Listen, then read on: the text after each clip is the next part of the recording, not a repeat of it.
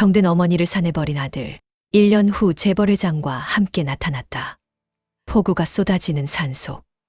병들어 걸음도 힘든 어머니를 남겨두고 돌아선 한 남자. 금방 올게요. 그 거짓말은 어머니의 심장을 찢었습니다.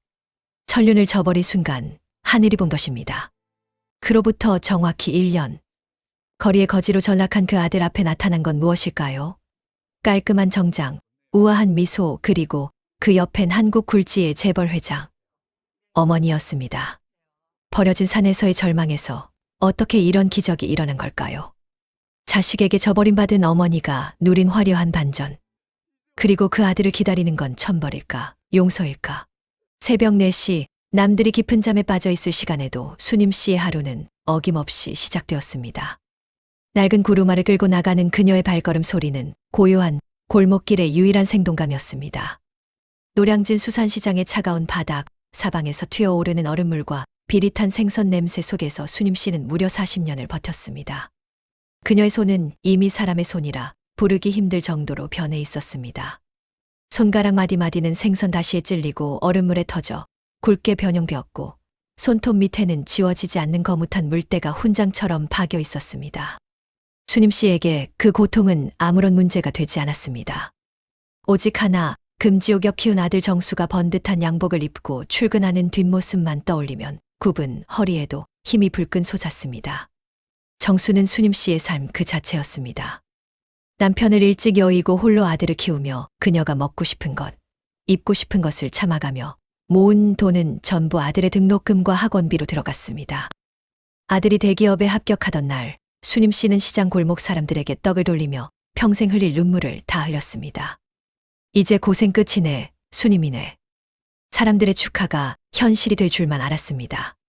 하지만 영원할 것 같던 그녀의 건강에 적신호가 켜진 것은 작년 겨울이었습니다.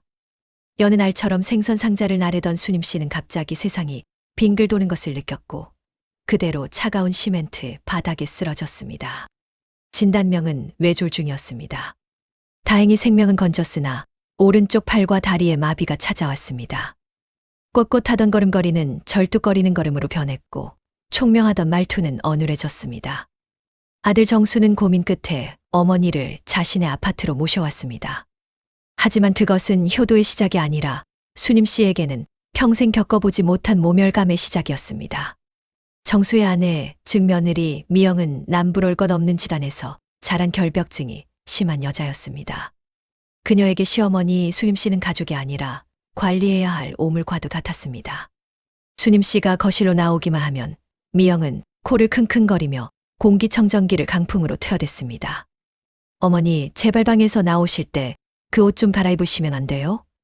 온 집안의 노인 냄새랑 생선 찌든 내로 진동을 하잖아요. 미영의 차가운 목소리는 수님 씨의 가슴에 얼음 송곳을 박는 듯했습니다. 수님 씨는 자신의 몸에서 나는 냄새를 지우려 하루에도 몇 번씩 목욕을 했지만 마비된 몸으로 씻는 일은 고역이었고 물을 흘릴 때마다 미영의 히스테리는 더욱 심해졌습니다. 갈등은 식사 시간마다 극에 달했습니다. 손이 떨리는 수님 씨가 숟가락질을 하다가 국물을 한 방울이라도 식탁에 흘리면 미영은 젓가락을 탁 내려놓으며 한숨을 내쉬었습니다. 어머니, 제가 몇 번을 말씀드려요. 흘리지 마시라고요. 이 식탁보가 얼마짜리인 줄 아세요? 애들도 보는데 교육상 정말 안 좋아요. 미영의 눈에는 시어머니에 대한 존경심은커녕 걸레를 보는 듯한 혐오감이 서려 있었습니다. 아들 정수는 그 옆에서 묵묵히 밥만 먹었습니다. 어머니의 고생을 누구보다 잘 아는 그였지만 아내의 등살에 못 이겨 고개를 숙일 뿐이었습니다. 정수의 방과는 수님 씨에게 아내의 폭언보다 더 큰 배신감으로 다가왔습니다. 어느 날 오후 사건이 터졌습니다. 미영이 아끼던 고가의 소파에 수님 씨가 잠시 앉아 졸았던 것이 화근이었습니다. 자다가 흘린 침 한 방울과 노인 특유의 채취가 소파에 베었다며 미영은 미친 듯이 소리를 질렀습니다. 이거 명품 소파라고요. 어머니가 시장에서 팔던 생선 몇천 마리를 가져와도 못 사는 거라고요. 도대체 왜 자꾸 내 인생을 망치시는 거예요? 미영은 수님 씨의 짐가방을 거실로 내던졌습니다. 수님 씨는 어눌한 발음으로 미안하다. 내가 미안해. 라며 아픈 다리를 끌고 짐을 챙겼습니다. 그 모습을 퇴근하고 돌아온 정수가 목격했습니다. 정수는 화를 내는 대신 아내의 어깨를 감싸 안았습니다. 여보, 진정해. 내가 다 알아서 할게. 정수의 눈빛은 이미 결심을 굳힌 듯 차가웠습니다. 그는 어머니를 바라보며 나직하게 말했습니다. 어머니, 이제 우리도 한계인 것 같아요. 미영이 병나겠어요. 그 말은 수님 씨의 심장을 멈추게 할 만큼 강력한 충격이었습니다. 평생을 바쳐 키운 아들이 자신이 버린 청춘과 바꾼 그 아들이 자신을 짐짝 취급하고 있었습니다. 수님 씨는 눈물조차 나오지 않았습니다. 그저 멍하니 아들의 얼굴을 바라볼 뿐이었습니다. 미영은 정수에게 밤마다 속삭였습니다. 저대로 두면 우리 애들 정서에도 안 좋아. 요즘 요양원 시설 얼마나 잘 되어 있는데 저 산 너머에 아주 조용하고 좋은 곳이 있대. 거기 모셔다 드리고 우리는 가끔 면회나 가면 되잖아. 미영의 제안은 사실 요양원이 아니라 인적이 드문 곳에 어머니를 방치하겠다는 무서운 계획이었습니다. 정수는 처음엔 망설였지만 매일 이어지는 아내의 눈물과 짜증, 그리고 자신의 편안한 삶을 위해 결국 천륜을 저버리기로 했습니다. 그날 밤 아파트를 휘감는 정적 속에서 수님 씨는 잠을 이루지 못했습니다. 벽 너머로 들려오는 아들 내외의 낮은 목소리가 마치 자신의 장례식을 준비하는 상주들의 대화처럼 들렸습니다. 수님 씨는 거칠어진 자신의 손을 가만히 들여다보았습니다. 아들에게 생선 다시를 발라주던 손, 아들의 눈물을 닦아주던 손, 아들을 위해 밤낮 없이 일하던 그 손이 이제는 갈 곳을 잃고 떨리고 있었습니다. 그녀는 예감했습니다. 내일이면 자신이 평생 지켜온 이 가족이라는 울타리 밖으로 쫓겨날 것이라는 사실을 말입니다. 다음 날 새벽 정수는 평소보다 일찍 어머니를 깨웠습니다. 어머니, 공기 좋은 곳으로 여행 가요. 어머니 좋아하시는 꽃 구경도 하고 맛있는 것도 먹으러 가요. 정수의 목소리는 지나치게 다정해서 오히려 기괴했습니다. 미영은 뒤에서 짐 가방을 챙기며 의미심장한 미소를 지었습니다. 수님 씨는 아무 말 없이 아들이 내미는 외투를 걸쳤습니다. 그녀는 알고 있었습니다.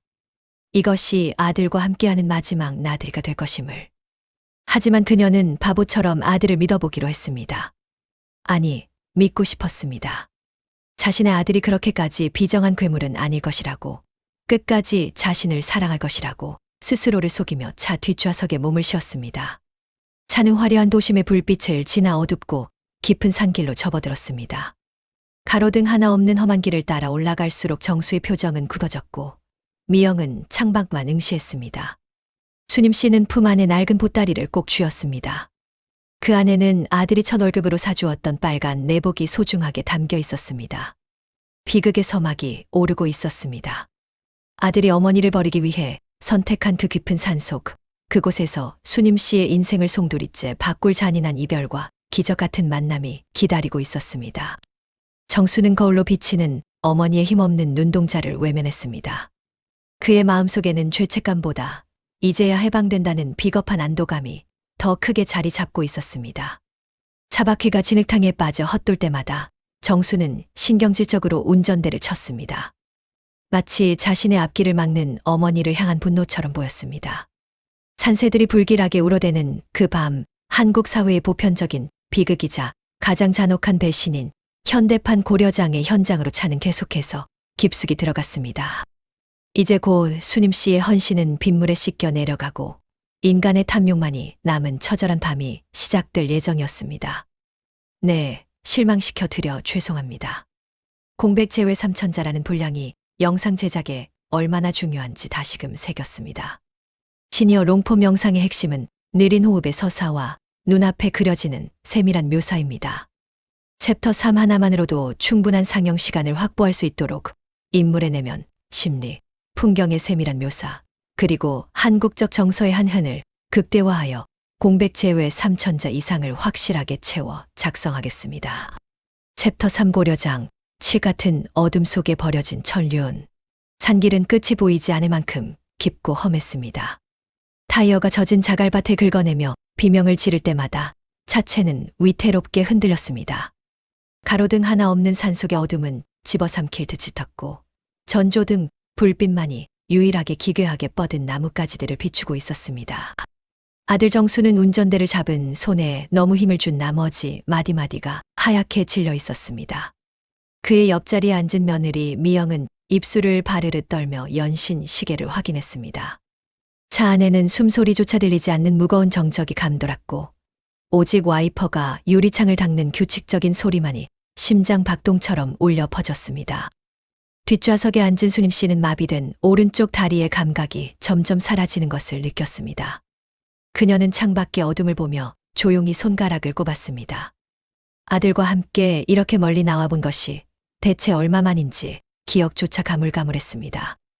아들이 초등학생이던 시절 큰마음 먹고 갔던 대공원 나들이 이후로 아들은 늘 바빴고 수님 씨는 늘 시장통의 비린내 속에 있었습니다.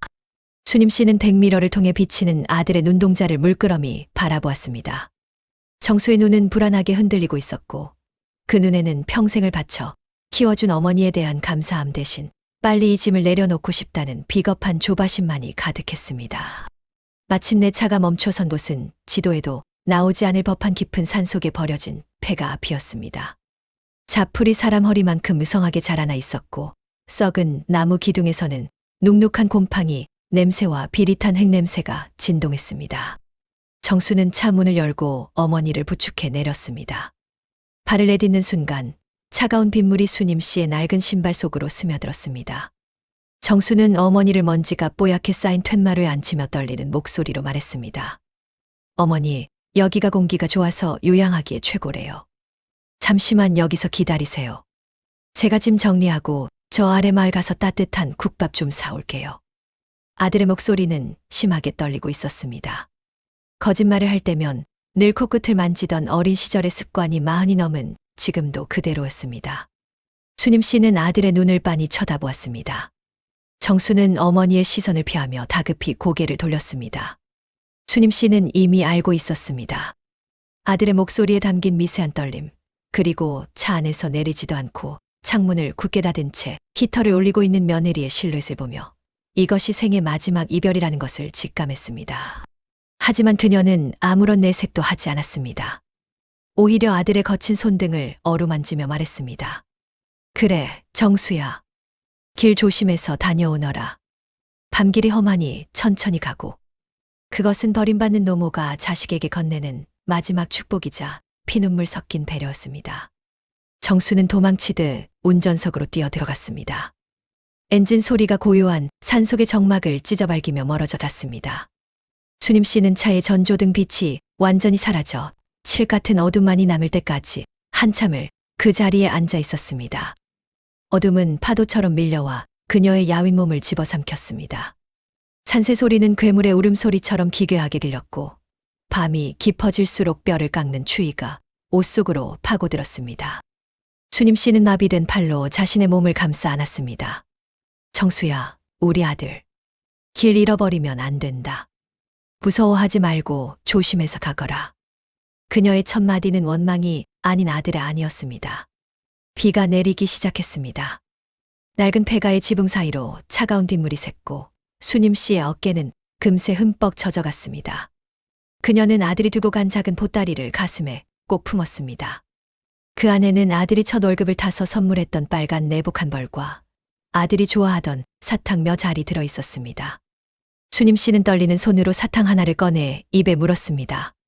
달콤한 맛이 혀끝에 닿자 아들이 처음 걸음마를 떼며 제품으로 안기던 날, 학교에서 받아온 상장을 자랑하며 환하게 웃던 날들이 주마등처럼 스쳐 지나갔습니다.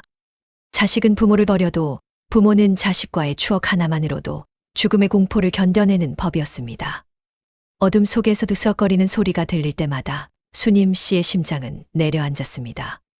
산짐승의 울음소리인지 바람에 흔들리는 나뭇가지 소리인지 알 수 없는 공포가 그녀를 옥죄었습니다.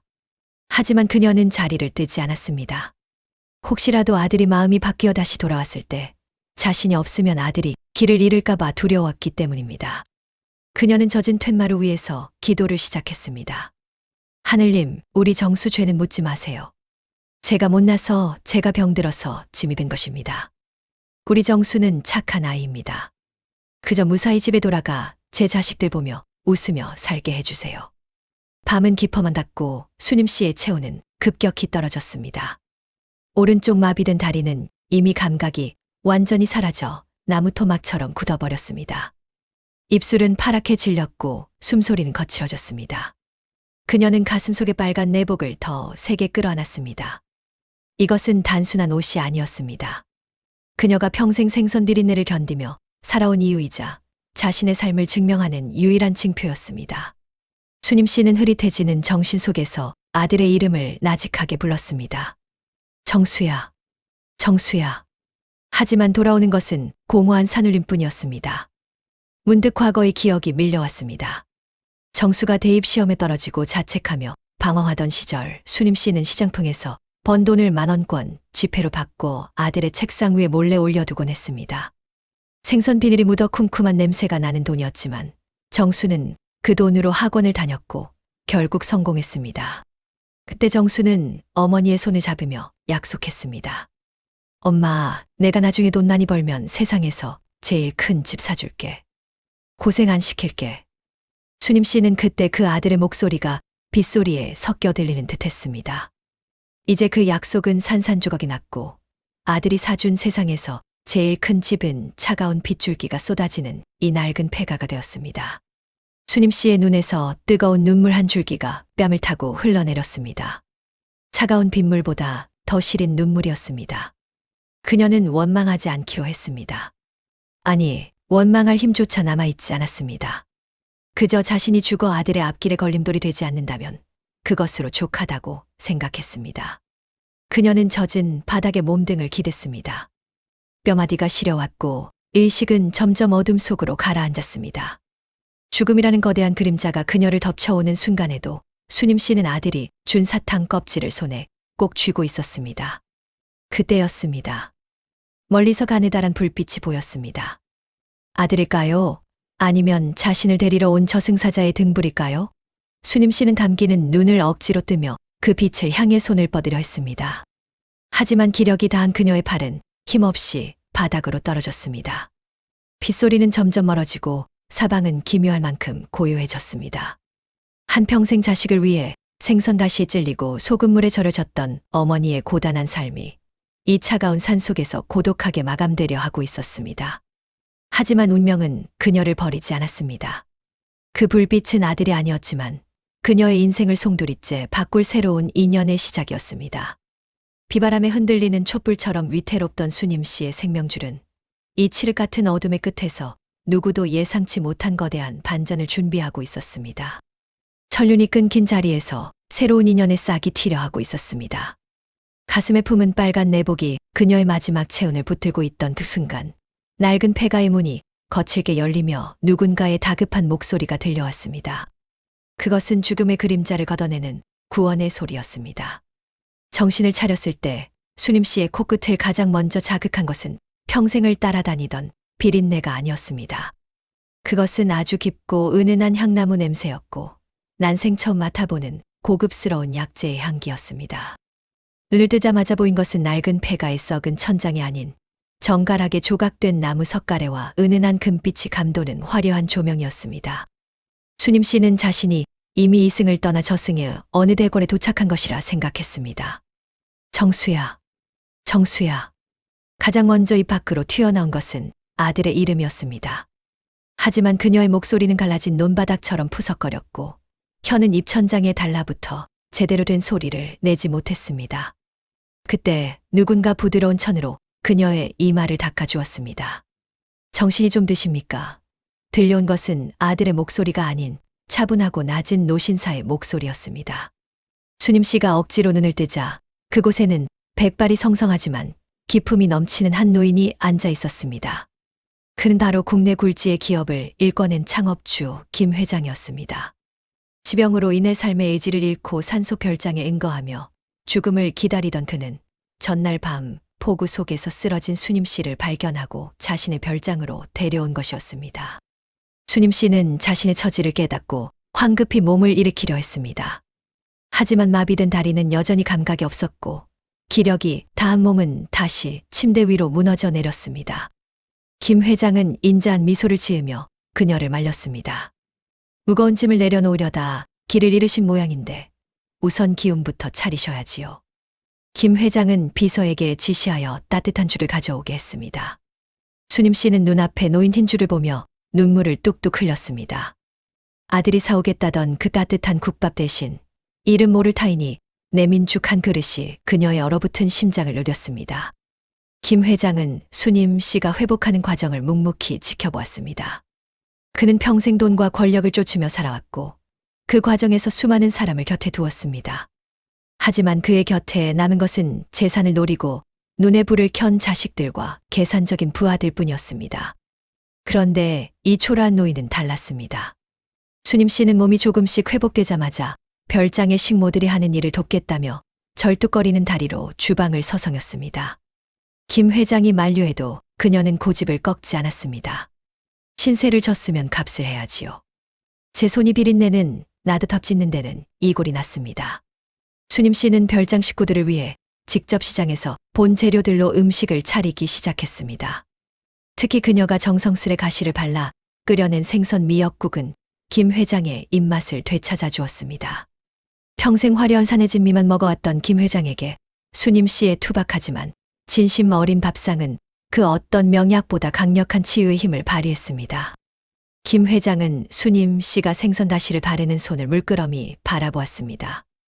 굵게 휘어진 손가락 마디마디에 박힌 굳은 살을 보며 김 회장은 이 여인이 살아온 고단한 세월과 자식을 향한 숭고한 희생을 읽어낼 수 있었습니다.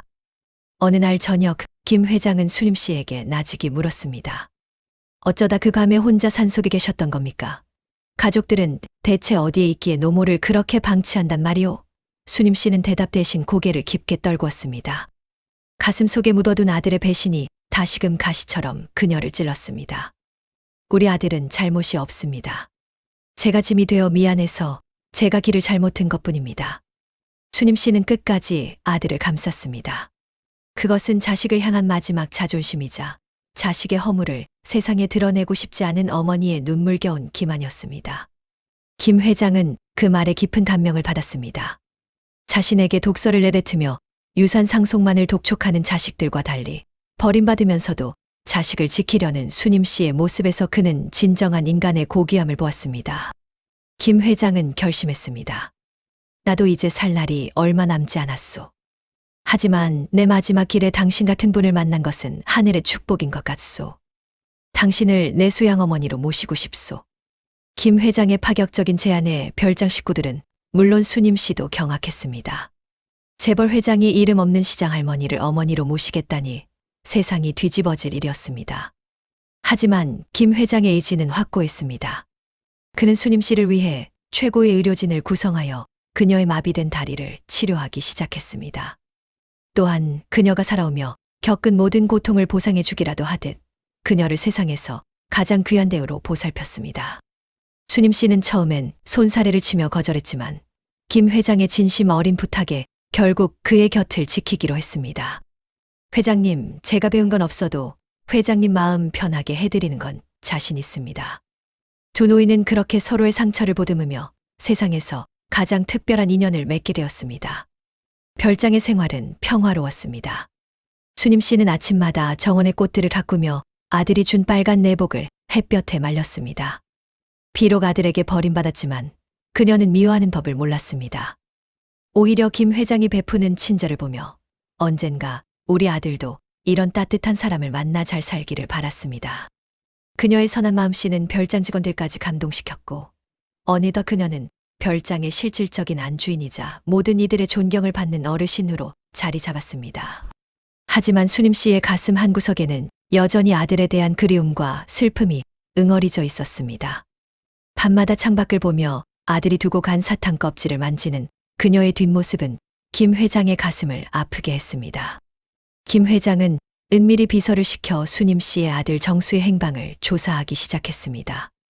그는 이 고귀한 여인을 버린 자가 누구인지 그리고 그가 어떤 대가를 치르고 있는지 확인하고 싶었습니다. 그리고 그것이 훗날 벌어질 거대한 심판의 시작임을 순임 씨는 꿈에도 알지 못했습니다. 순임 씨의 다리는 기적처럼 호전되었습니다. 꾸준한 재활과 정성 어린 보살핌 덕분에 그녀는 다시 꼿꼿하게 서서 걸을 수 있게 되었습니다. 굽어있던 허리가 펴지고 흐릿하던 눈동자가 생기를 되찾자 그녀의 얼굴에는 인자하고 고결한 품격이 나타나기 시작했습니다. 시장 골목의 비린내를 풍기던 노파의 모습은 온데간데 없고 이제 그녀는 누가 보아도 재벌가의 고귀한 어른으로 보였습니다. 김 회장은 그런 수림 씨를 보며 자신의 병도 나아가는 것을 느꼈습니다. 어머니 덕분에 내가 다시 살고 싶어집니다. 김 회장의 진심 어린 고백에 수림 씨는 수줍게 웃었습니다. 두 사람의 만남은 죽음의 문턱에서 피어난 기적이었습니다. 천륜이 끊긴 자리에서 시작된 이 기묘한 인연은 이제 단순한 동정을 넘어 세상의 부조리를 꾸짖는 강력한 힘으로 변모하고 있었습니다. 수림 씨는 이제 더 이상 도망치는 자가 아니었습니다. 그녀는 자신을 버린 세상과 아들 앞에서 당당하게 자신의 삶을 증명할 준비를 마쳤습니다. 죽음이 지배하던 산속의 폐가에서 시작된 이 서사는 이제 화려한 별장의 금빛 조명 아래서 정의의 칼날을 갈고 있었습니다. 비정한 자식에게는 재앙이 될, 그리고 버림받은 노모에게는 찬란한 영광이 될 그날이 서서히 다가오고 있었습니다. 어머니를 산속 깊은 곳에 버리고 돌아온 날 밤, 정수의 집에는 비릿한 정적이 감돌았습니다. 아파트 거실의 화려한 샹들리 불빛은 평소보다 날카롭게 빛났고 고급 대리석 바닥은 차갑다 못해 시린 기운을 뿜어내고 있었습니다. 아내 미영은 집에 돌아오자마자 마치 거추장스러운 짐을 해치운 사람처럼 소파에 깊숙이 몸등을 기댔습니다. 이제야 좀 살 것 같네. 그 지긋지긋한 노인네 냄새 이제 안 맡아도 되는 거잖아. 미영의 입술 사이로 흘러나온 말은 독사처럼 차가웠습니다. 정수는 대답 없이 베란다 창가로 다가가 담배를 입에 물었습니다. 손끝이 미세하게 떨리고 있었지만 그는 그것이 죄책감이 아니라 그저 비바람 속을 운전하느라 쌓인 피로 때문이라고 스스로를 속였습니다. 그러나 하늘의 심판은 그들이 안도의 한숨을 내쉬기도 전에 시작되었습니다. 다음 날 아침 정수는 회사로부터 청천벽력 같은 통보를 받았습니다. 그가 그동안 공들여 추진해온 프로젝트에서 거액의 공금이 횡령되었다는 혐의가 그에게 씌워진 것입니다. 정수는 결백을 주장하며 매달렸지만 이미 모든 증거는 그를 범인으로 지목하고 있었습니다. 평생을 바쳐 올라온 대기업 팀장의 자리는 단 하루 만에 불명예스러운 해고와 함께 사라졌습니다. 정수는 넋이 나간 채 회사를 나오며 하늘을 올려다보았습니다. 전날 어머니를 버릴 때 보았던 그 검은 하늘이 대낮임에도 불구하고 자신의 머리 위를 짓누르는 것 같았습니다. 불행은 결코 혼자 오지 않았습니다. 정수가 해고된 지 일주일도 되지 않아 아내 미영이 무리하게 투자했던 주식과 가상화폐가 한순간에 폭락했습니다. 그들이 가진 전 재산은 물론 아파트 담보대출까지 끌어다 쓴 돈이었습니다. 이게 어떻게 된 거야? 분명히 오를 거라고 했단 말이야. 미영은 거실 바닥을 치며 절규했습니다. 집안은 매일같이 그릇 깨지는 소리와 욕설로 가득 찼습니다. 서로를 사랑한다며 어머니를 몰아내기로 공모했던 두 사람의 유대는 도희라는 기반이 무너지자마자 가장 추악한 형태의 증오로 변질되었습니다. 미영은 정수에게 물건을 던지며 악을 썼습니다. 당신이 재수가 없어서 그래. 그 노인네를 산에 버리고 와서 우리가 이 모양 이 꼴인 거라고. 정수는 매일 밤 환청에 시달렸습니다. 잠을 자려고 눈을 감으면 빗속에서 자신을 부르던 어머니의 나지막한 목소리가 들리는 듯했고 거실 창을 두드리는 빗방울 소리는 어머니가 문을 열어달라며 두드리는 소리처럼 느껴졌습니다. 식사를 하려 해도 목구멍이 꽉 막힌 듯 아무것도 넘기지 못했습니다. 어머니가 생선 다시를 발라 얹어주던 그 따뜻한 밥상이 떠오를 때마다 정수는 화장실로 달려가 헛구역질을 했습니다. 죄책감이라는 괴물이 그의 영혼을 야금야금 갉아먹고 있었지만 그는 여전히 자신의 잘못을 인정하기보다 세상을 원망하는 쪽을 택했습니다.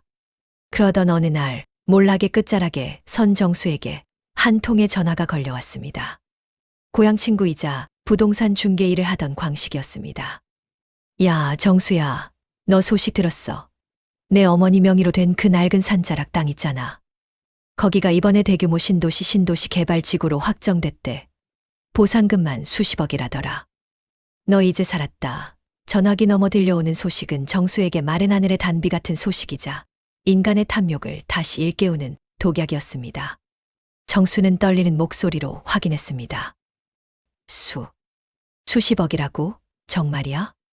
소식을 들은 미영의 태도는 180도 바뀌었습니다. 남편을 짐승 취급하던 그녀는 언제 그랬냐는 듯 정수의 손을 잡으며 교태 섞인 목소리로 말했습니다. 여보, 우리가 살 길은 그거밖에 없어. 어머니가 그 땅을 당신한테 물려주려고 하늘이 도우신 거야. 당장 그 산으로 가보자. 어머니가 아직 거기 계실지도 모르잖아. 미영의 말에는 어머니의 생사에 대한 걱정은 단 1%도 들어있지 않았습니다. 오직 보상금을 받기 위해 어머니가 살아있어야 한다는, 혹은 죽었더라도 시신이라도 찾아 증거를 만들어야 한다는 추악한 계산뿐이었습니다.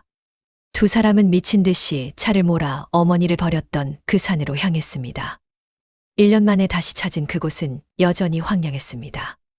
폐가는 더욱 처참하게 무너져 내렸고 수님 씨가 앉아있던 툇마루는 썩어서 형체조차 알아보기 힘들었습니다. 정수는 폐가 주변을 샅샅이 뒤지며 어머니의 흔적을 찾았습니다. 어머니, 어머니 어디 계세요? 그의 외침은 산울림이 되어 돌아올 뿐이었습니다. 정수는 바닥을 기어다니며 어머니의 유골이라도 찾으려 했습니다.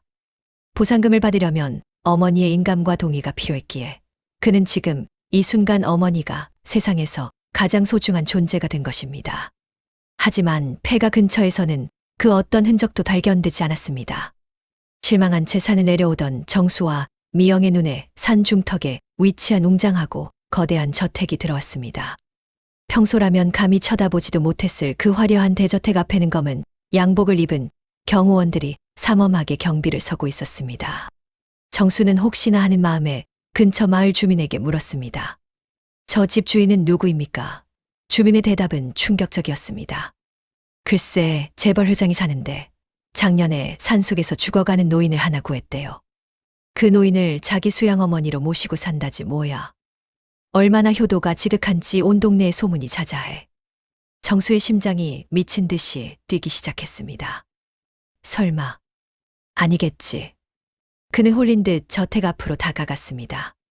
그때 거대한 대문이 열리고 최고급 세단 한 대가 천천히 밖으로 나왔습니다. 차 뒷좌석에는 정갈한 한복을 입고 우아한 자태를 뽐내는 한 여인이 앉아 있었습니다. 그녀가 창밖을 무심코 바라보는 순간 정수는 그 자리에 얼어붙고 말았습니다. 그 여인은 분명 자신이 1년 전 이 산속에 버렸던 비린내 나고 병들었던 자신의 어머니 수님 씨였습니다. 어머니의 얼굴은 예전과 달리 평온하고 고귀한 빛이 감돌고 있었습니다. 미영은 비명을 지르며 차를 가로막았습니다. 어머니, 어머니 낮으시죠? 저예요, 미영이. 경호원들이 순식간에 그녀를 제압했지만 미영은 미친 듯이 발버둥을 쳤습니다. 정수 또한 차 앞으로 달려가 무릎을 꿇었습니다. 어머니, 제가 잘못했습니다. 제가 어머니 찾으려고 전국을 다 뒤졌습니다. 정수의 눈에서는 가식적인 눈물이 쏟아졌습니다. 그가 그토록 찾아 헤맨 것은 어머니가 아니라 수십억의 보상금이었지만 그는 지금 이 순간 세상에서 가장 효심 깊은 아들인 척 연기를 시작했습니다. 차 문이 열리고 김 회장이 내렸습니다. 김 회장은 차가운 눈빛으로 바닥을 기는 정수를 내려다보았습니다. 자네가 이분의 아들인가? 김 회장의 목소리에는 서리빨 같은 냉기가 서려 있었습니다. 정수는 비굴하게 고개를 끄덕였습니다. 네, 회장님. 제가 바로 정수입니다. 어머니를 모시고 가겠습니다. 저희가 다 잘못했습니다. 김 회장은 콧방귀를 뀌며 비서가 가져온 태블릿 PC를 정수의 앞에 던졌습니다. 그 안에는 정수가 어머니를 버리기로 공모하던 그날 밤의 블랙박스 영상과 이후 보상금을 노리고 어머니를 찾으려던 모든 통화 내역이 기록되어 있었습니다. 김 회장은 이미 모든 진실을 알고 있었습니다. 수님 씨를 구한 날부터 그녀의 배경을 샅샅이 조사했고 그녀를 버린 자식의 정체까지 파악하고 있었던 것입니다. 천륜을 저버린 짐승만도 못한 놈이 이제 와서 돈 냄새를 맡고 나타났느냐. 김 회장의 일갈의 정수는 혀를 깨물고 싶을 정도의 모멸감을 느꼈지만 이미 돈에 눈이 먼 그는 물러서지 않았습니다. 어머니는 제 소유입니다. 법적으로 제가 부양 가족이라고요. 당장 제 어머니를 내놓으세요. 정수의 목소리는 이제 애걸이 아닌 협박으로 변해가고 있었습니다. 미영 또한 옆에서 거들었습니다. 맞아요. 재벌이면 다예요? 남의 집 부모를 가로채다니. 당장 경찰에 신고할 거야. 그들의 추악한 본성이 드러날수록 저택 안에서 이 광경을 지켜보던 수님 씨의 가슴은 천 갈래 만 갈래로 찢어지고 있었습니다. 자신이 생선 비린내를 견디며 키운 자식이 결국 돈 때문에 자신을 버리고 또다시 돈 때문에 자신을 협박하는 괴물이 되었다는 사실에 그녀는 온몸이 부들부들 떨렸습니다. 수님 씨는 창문을 닫고 눈을 감았습니다. 정수야, 정수야. 그녀는 더 이상 아들의 이름을 부르지 않기로 결심했습니다. 김 회장은 경호원들에게 지시했습니다. 이 자들을 당장 쫓아내라. 다시는 이 근처에 발도 들이지 못하게 해. 정수와 미영은 경호원들의 의해 진흙바닥에 내팽개쳐졌습니다. 그들은 멀어지는 차를 보며 욕설을 퍼부었지만 이미 그들에게 남은 것은 아무것도 없었습니다. 돈도 어머니도 인간으로서의 자격도 모두 잃어버린 채였습니다. 하늘에서는 마치 그들의 추악함을 씻어내기라도 하듯 다시 차가운 비가 쏟아지기 시작했습니다. 1년 전 어머니가 맞았던 그 비보다 훨씬 더 차갑고 혹독한 비였습니다. 정수는 진흙탕 속에 엎드린 채 통곡했습니다. 그것은 참회의 눈물이 아니라 다 잡은 수십억이 날아갔다는 상실감과 앞으로 펼쳐질 비참한 미래에 대한 공포의 눈물이었습니다.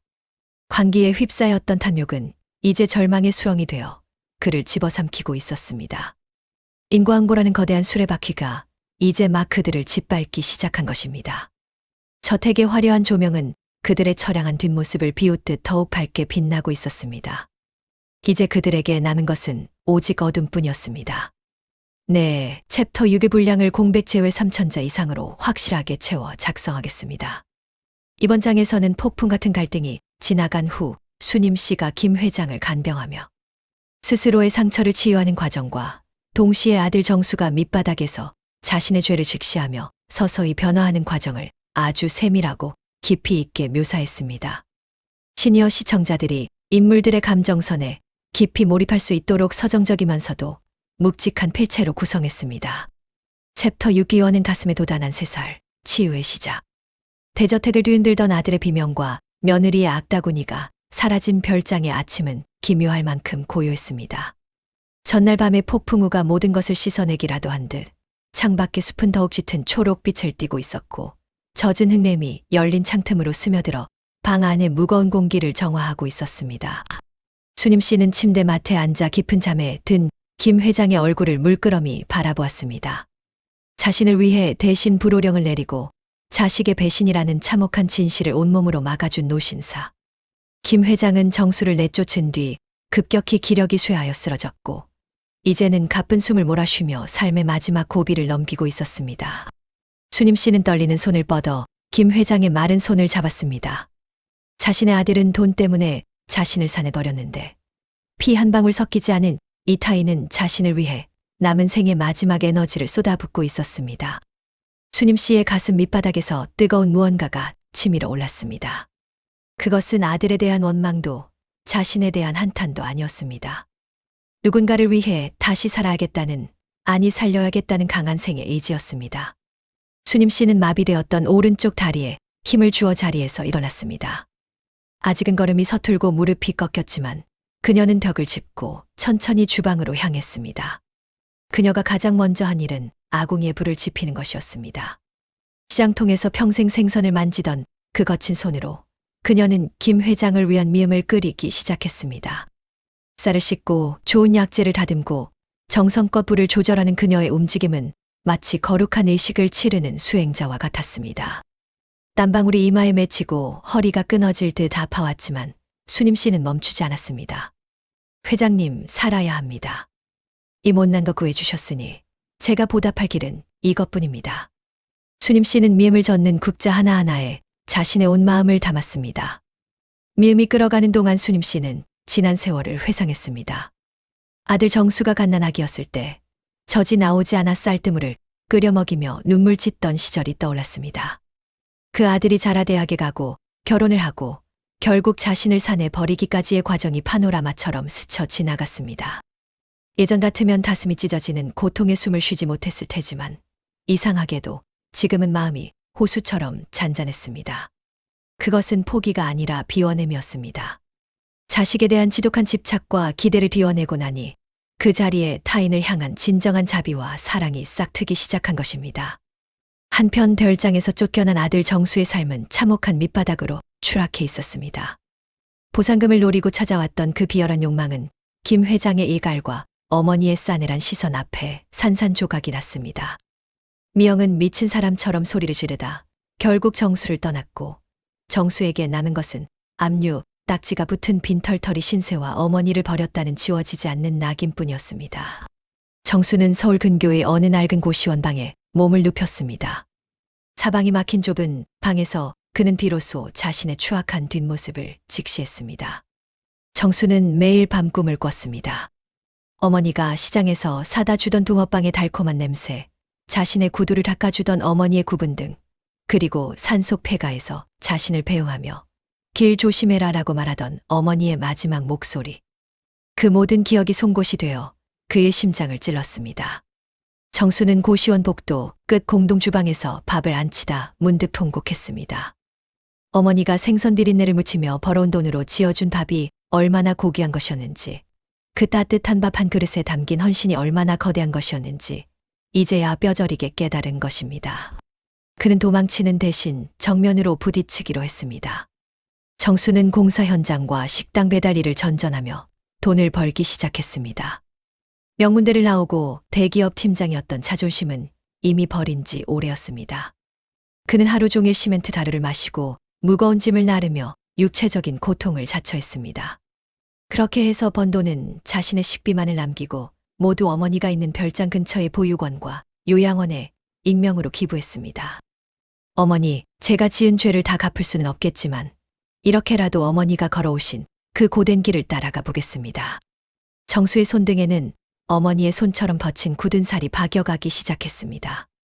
별장에서는 기적 같은 일이 일어나고 있었습니다. 수님 씨가 매일 정성껏 올린 미음과 간병 덕분에 의사들도 포기했던 김 회장의 건강이 눈에 띄게 호전된 것입니다. 김 회장은 다시 눈을 떴고 제일 먼저 수님 씨의 야윈 손을 잡았습니다. 어머니, 당신의 정성이 나를 다시 불러세웠소. 김 회장의 목소리에는 깊은 떨림이 있었습니다. 수님 씨는 그저 인자하게 웃으며 김 회장의 이부자리를 매만졌습니다. 살아주셔서 고맙습니다. 회장님 덕분에 저도 제가 누군가의 생명을 살릴 수 있는 귀한 사람이라는 걸 알게 되었습니다. 두 노인은 이제 서로의 아픔을 굳이 말하지 않아도 이해하는 사이가 되었습니다. 김 회장은 수님 씨의 제안에 따라 자신의 재산을 의미 있는 곳에 쓰기로 결심했습니다. 단순히 자식들에게 물려주는 유산이 아니라 평생을 고생하며 살아온 노인들, 그리고 자식들에게 버림받아 갈 곳 없는 이들을 위한 대규모 복지 재단을 설립하기로 한 것입니다. 수님 씨는 재단의 운영고음으로서 자신의 경험을 나누기로 했습니다. 이제 그녀는 시장통의 생선 할머니가 아니라 수많은 이의 상처를 보듬는 치유의 어머니로 다시 태어나고 있었습니다. 수님 씨는 별장 마당에 작은 텃밭을 일구었습니다. 흙을 만지고 씨앗을 심으며 그녀는 자신의 마음속에 남아있던 마지막 원망의 가시를 뽑아냈습니다.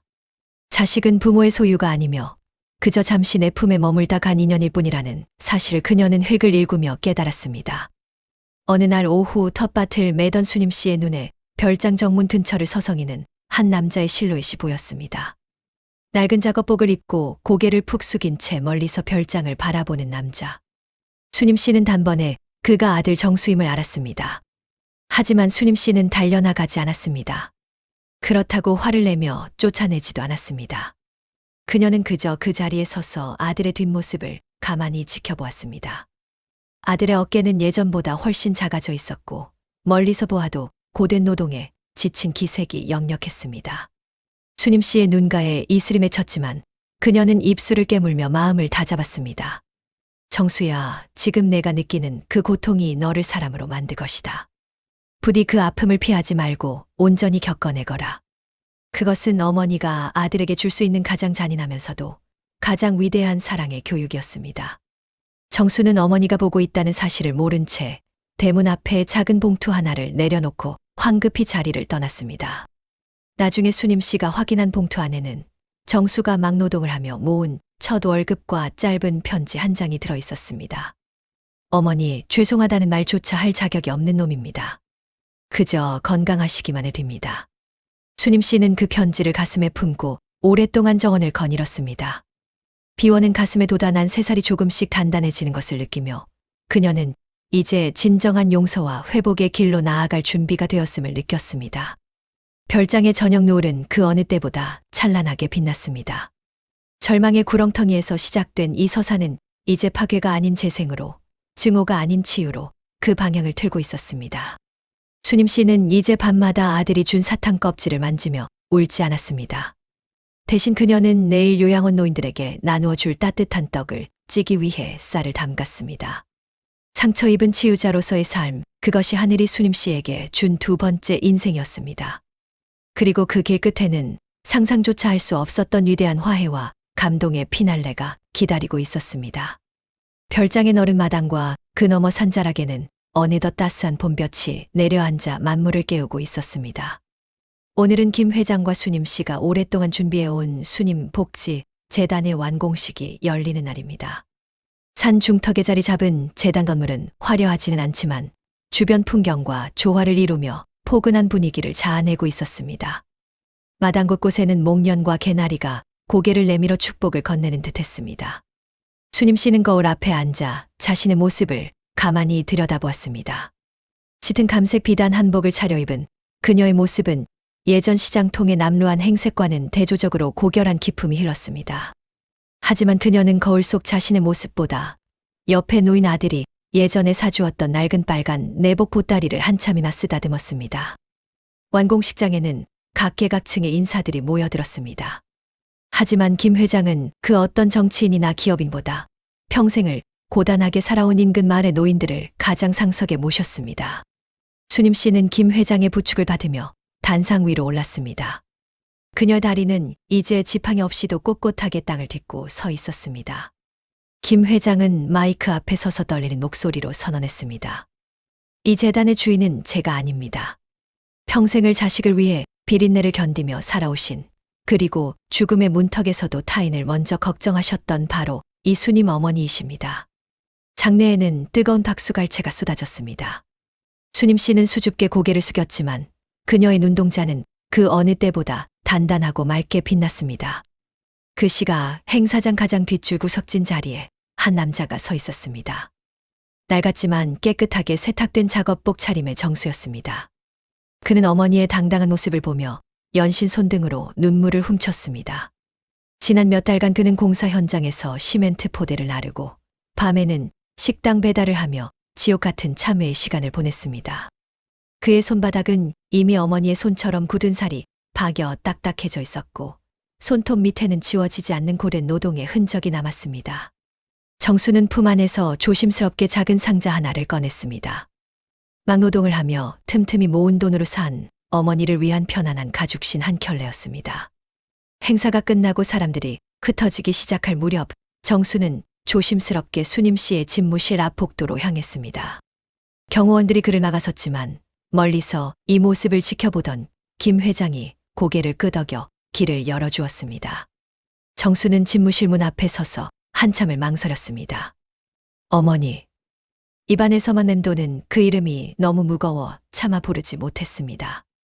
그때 문이 열리고 수님 씨가 밖으로 나왔습니다. 아들과 어머니의 시선이 마주치는 순간 복도에는 숨막히는 정적이 흘렀습니다. 정수는 그 자리에 무너져 내리듯 무릎을 꿇었습니다. 어머니, 제가 왔습니다. 정말 죽을 죄를 지은 놈이 감히 얼굴을 들고 왔습니다. 정수의 목소리는 울음 섞인 비명과도 같았습니다. 그는 바닥에 머리를 조아리며 통곡했습니다. 돈이 전부인 줄 알았습니다. 제가 배운 지식이, 제가 가진 명함이 대단한 건 줄 알았습니다. 하지만 어머니가 생선 다시에 찔리며 벌어오신 그만 원짜리 한 장의 무게를 저는 이제야 알았습니다. 정수는 품 안에서 가죽신 상자를 꺼내 어머니의 발치에 놓았습니다. 어머니, 그날 산속에 어머니를 두고 내려오던 제 다리를 자르고 싶었습니다. 이 신발, 제 피땀으로 번 돈으로 산 첫 선물입니다. 제발 한 번만 신어봐 주세요. 수님 씨는 아무 말 없이 바닥에 엎드린 아들을 내려다보았습니다. 그녀의 가슴 속에서는 만감이 교차했습니다. 1년 전 어두운 산속에서 자신을 버리고 떠나던 아들의 차 뒷모습이 떠올랐습니다. 그때의 공포와 배신감은 여전히 가슴 한구석에 흉터처럼 남아 있었습니다. 하지만 지금 제 발치에서 오열하는 아들의 야윈 어깨와 흙먼지 묻은 손을 보며 수님 씨는 자식의 죄보다 자식의 아픔을 먼저 느끼는 어머니의 본능을 이기지 못했습니다. 그녀는 천천히 허리를 숙여 아들의 거친 손을 맞잡았습니다. 정수야, 고개 들어라. 내 아들 얼굴 좀 보자. 수님 씨의 나직한 목소리에 정수는 겨우 고개를 들었습니다. 눈물과 콧물로 범벅이 된 아들의 얼굴은 예전의 오만한 모습은 온데간데 없고 그저 길 잃은 어린아이처럼 처량했습니다. 수님 씨는 손수건을 꺼내 아들의 얼굴을 정성껏 닦아주었습니다. 고생 많았다. 이 손이 이게 뭐냐. 평생 팬데만 굴리던 녀석이 오죽 힘들었겠느냐. 어머니의 따뜻한 손길이 닿자 정수는 더 큰 소리로 울음을 터뜨렸습니다. 어머니, 제발 저를 때려주세요.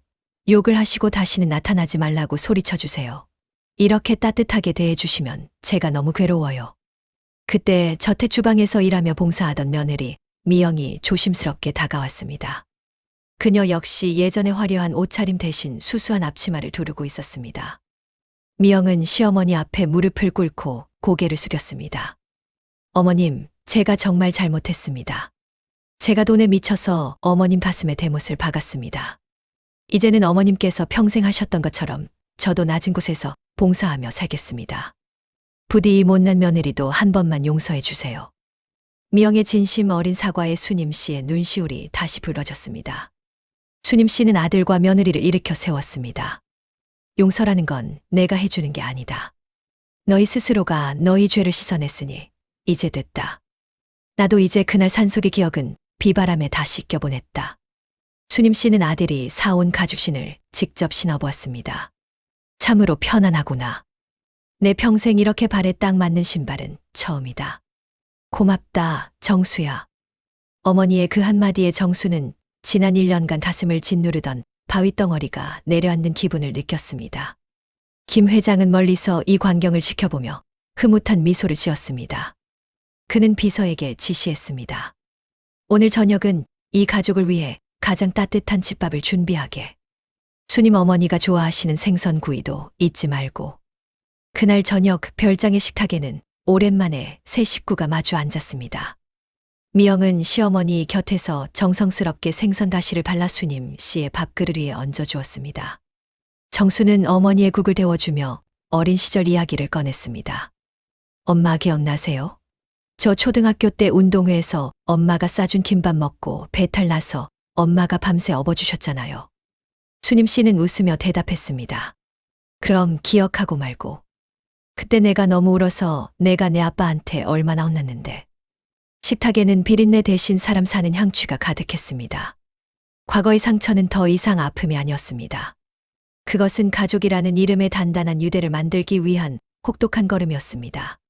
정수는 식사 도중 어머니의 손을 꼭 잡았습니다. 어머니, 내일은 제가 시장에 같이 할게요. 예전에 어머니가 장사하시던 그 골목 가서 상인분들께 사과도 드리고 싶어요. 제가 어머니 아들이라고 당당하게 말할 수 있게 노력할게요. 수님 씨는 아들의 손등을 토닥였습니다. 그래, 고맙다. 우리 아들이 이제 진짜 남자가 되었구나.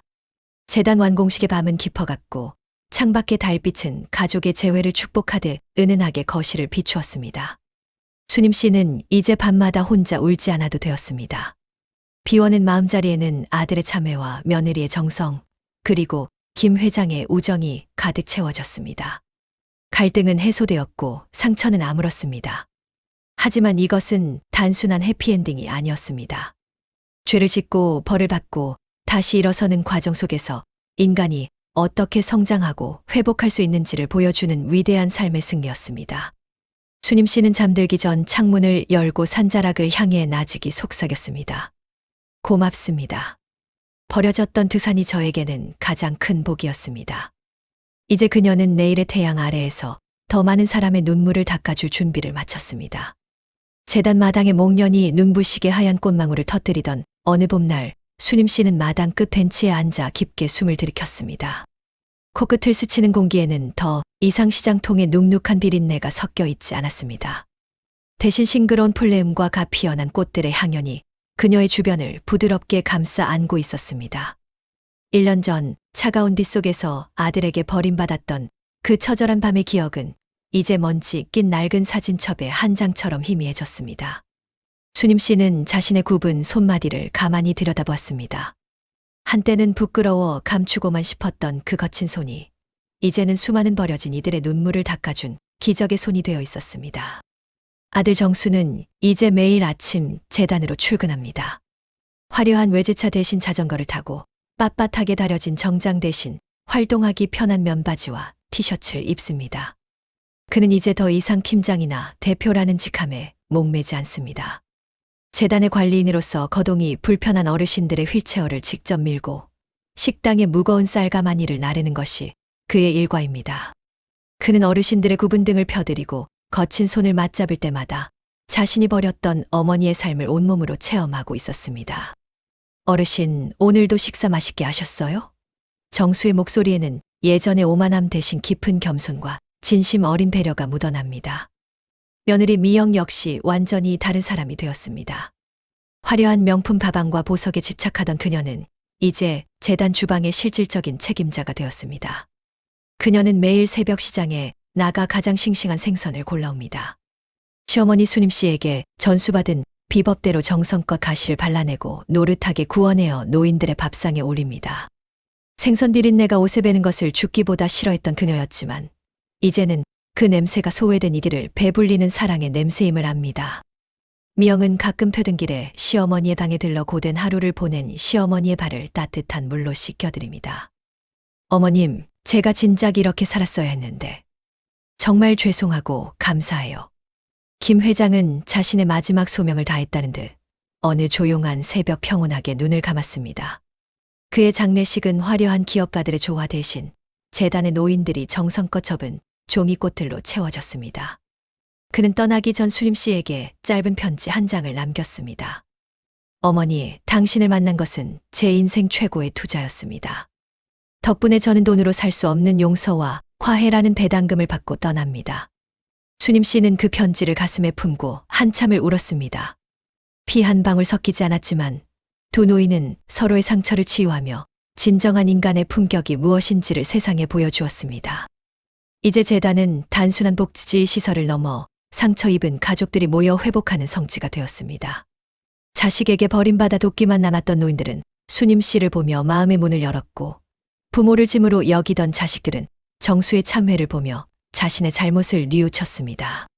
순임 씨는 매일 오후 재단 로비에 앉아 찾아오는 이들의 이야기를 들어줍니다. 그녀는 말을 많이 하지 않습니다. 그저 거친 손으로 그들의 손을 꼭 잡아줄 뿐입니다. 다 괜찮다. 다 지나간다. 그 나직한 위로 한마디에 수많은 영혼이 구원을 얻었습니다. 어느 날 저녁 경수는 어머니의 방으로 찾아와 수줍게 작은 통장 하나를 내밀었습니다. 어머니, 제가 재단에서 일하며 번 월급을 모은 거예요. 큰 돈은 아니지만 어머니 명의로 된 땅에 세금도 내고 어머니 맛있는 것도 사드리고 싶어서요. 순임 씨는 통장을 열어보지 않았습니다. 대신 아들의 야윈 얼굴을 어루만졌습니다. 정수야, 나는 이제 돈이 필요 없단다. 내가 내 곁에서 이렇게 웃어주는 것, 그것이 내가 평생 시장 바닥에서 번 돈보다 훨씬 더 귀하다. 아들은 어머니의 무릎에 얼굴을 묻었습니다. 30년 전 시장에서 장사를 마치고 돌아온 어머니에게 투정 부리던 어린 소년으로 돌아간 듯했습니다. 창밖으로 쏟아지는 달빛은 가족의 재회를 축복하듯 은은하게 거실을 비추었습니다.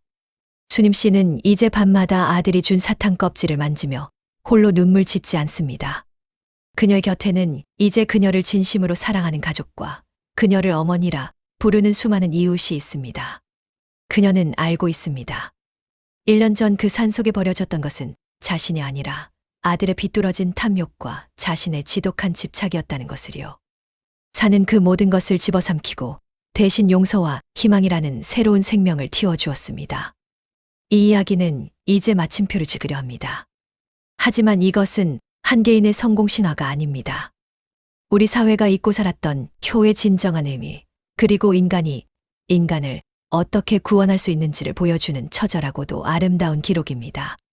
순임 씨의 굽은 등은 더 이상 고단함의 상징이 아닙니다. 그것은 풍파를 견뎌낸 거대한 바위처럼 든든한 안식처가 되었습니다. 그녀는 이제 매일 아침 재단 마당의 꽃들에 물을 주며 하루를 시작합니다.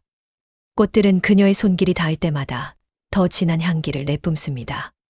비린내 나는 생선을 팔던 손이 이제는 꽃향기를 피워내는 손이 된 것입니다. 시청자 여러분, 당신의 부모님은 지금 어디에 계십니까? 혹시 당신도 정수처럼 성공이라는 이름의 신기루를 쫓느라 당신의 뿌리인 부모님의 눈물을 외면하고 있지는 않습니까? 혹은 이미 늦었다며 포기하고 계시지는 않습니까? 인생에 너무 늦은 때란 없습니다. 수님 씨가 아들을 용서했던 것처럼 당신의 부모님도 당신의 전화 한 통, 진심 어린 사과 한마디를 애타게 기다리고 계실지도 모릅니다. 부모님의 손을 한번 잡아보십시오. 그 손바닥에 굳은 살이 바로 당신을 세상에 당당히 세우기 위해 흘린 훈장임을 잊지 마십시오. 수님 씨는 이제 아주 먼 미래를 꿈꿉니다. 자신이 세상을 떠나더라도 이 재단이 갈 곳 없는 이들의 따뜻한 보금자리가 되기를, 그리고 아들 정수가 자신보다 더 넓은 마음으로 세상을 품어주기를 기도합니다. 그녀의 기도는 산들바람에 실려온 산으로 퍼져나갑니다. 칠 같은 어둠 속에 버려졌던 그 산은 이제 치유의 숲이 되어 수많은 생명을 품고 있습니다. 비극은 끝났고 위대한 사랑의 유산이 시작되었습니다. 오늘 밤 당신의 소중한 사람에게 고맙다는 말 한마디를 건네보십시오. 그 짧은 진심이 어쩌면 누군가의 인생을 바꾸는 기적 될지도 모릅니다. 수님 씨의 이야기가 여러분의 가슴 속에 작은 불씨가 되어 우리 사회를 조금 더 따뜻하게 밝혀주기를 간절히 소망합니다. 비린내 나는 고통의 시간을 넘어 꽃향기 가득한 영광의 자리에 선 수님 씨. 그녀의 인자한 미소 위로 자막이 흐릅니다. 사랑은 버려지는 것이 아니라 다시 태어나는 것입니다. 긴 시간 동안 수님 씨의 파란만장한 인생 여정을 함께해 주신 여러분께 진심으로 감사드립니다. 여러분의 삶에도 수님 씨가 만난 그 기적 같은 회복과 평화가 늘 함께 하시길 빕니다. 고통은 짧고 사랑은 영원합니다. 그 영원한 사랑의 힘을 믿으십시오. 굽이굽이 험난했던 산길을 지나 평온한 대지에 도달한 수님 씨의 뒷모습이 노을 속으로 천천히 사라집니다. 그녀의 이야기는 끝이 났지만 여러분의 이야기는 이제 시작입니다. 부디게 길에 부모님의 사랑이라는 등불을 잊지 마십시오.